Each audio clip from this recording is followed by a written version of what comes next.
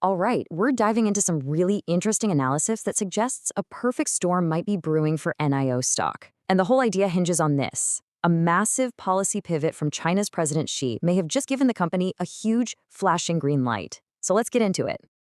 And yeah, that's really the big question here, isn't it? Did Beijing just signal a fundamental shift that puts a company like NIO in an incredibly powerful spot? Well, the analysis we're breaking down today argues that the answer is a big, loud yes.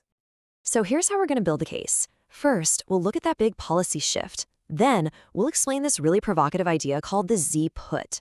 After that, we'll check out NIO's own incredible momentum, see what the charts were telling us, and finally, wrap it all up with a specific trading playbook.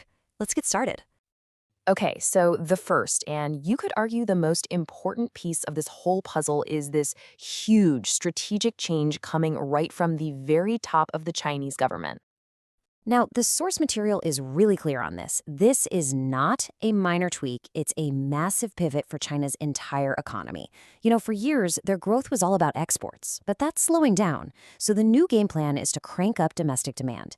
And what that really means is the government is ready to funnel capital into very specific sectors. They're pretty much picking the winners. So who are these chosen winners? Well, according to this analysis, it's the high-tech industries where China is dead set on becoming a global leader.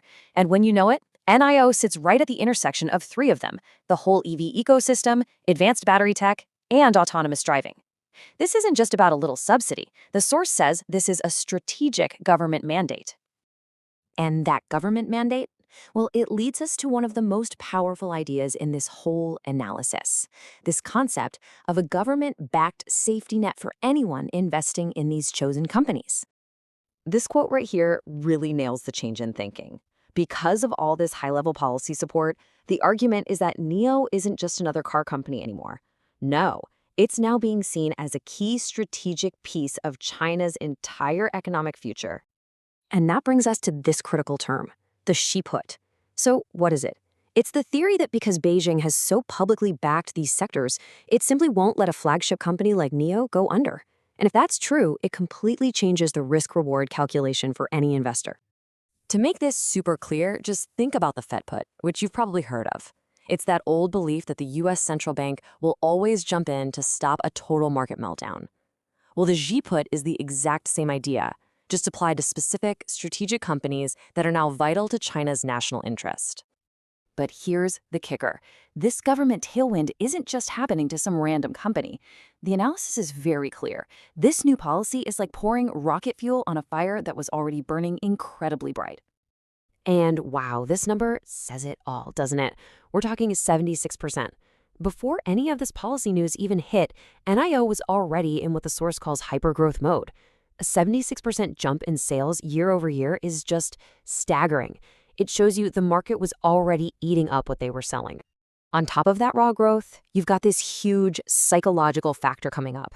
The company is right on the edge of crossing 1 million total deliveries. In the EV world, hitting that million car mark is a massive statement. It basically tells the world, hey, we're a serious player and we know how to scale. Okay, so we've got a massive policy shift and we've got incredible organic growth. But what was the market itself saying?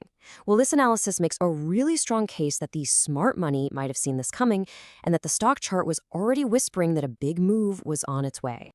So the analysis points to three very specific technical triggers, all lining up perfectly. First, the stock closed at its high for the day on a huge spike in volume. That's a big deal. Second, the MACD, which is a key momentum indicator, showed that buying pressure was not just there, it was actually accelerating. And third, the RSI was right in what traders love to call the sweet spot. And this chart shows you exactly why that RSI reading is so important. See, a reading over 70 is considered overbought, maybe due for a little break. But at just under 62, it was showing really strong, confirmed buying pressure, but with plenty of room to run higher before things got overheated. All the technicals were just primed. Okay, so you have the policy, the fundamentals, and the technicals all screaming the same thing. So how does the source think this might actually play out in the market? Let's look at the specific playbook they laid out. So the whole playbook really boils down to three key scenarios. In a breakout green day, the big thing is to hold above that $5 psychological floor. That confirms real buying is there. But what if it's a red day? Well, a little dip towards $5 isn't seen as a problem, but as a refueling stop, basically a chance to buy. The entire bullish idea is only considered off the table if the price actually breaks below 490. And this is where it all circles back to that Z put. The reason a little dip isn't feared is because of that implied government support. The thinking is that any weakness will just be seen by big money buyers as a temporary fakeout, a bear trap set to shake out the sellers right before the real policy-fueled rally kicks into high gear. So really, the ultimate takeaway from all this analysis is just how rare it is to see everything line up like this. You have top-down government policy, you have rock-solid company fundamentals, and you have a technical chart that's just screaming breakout, all pointing in the exact same direction. Which, of course, leaves us with that final question. When you see so many signals aligning this perfectly, does that mean you found a true perfect storm for investors? Or is it a forecast that just seems a little too good to be true? And that right there is the key thing to think about.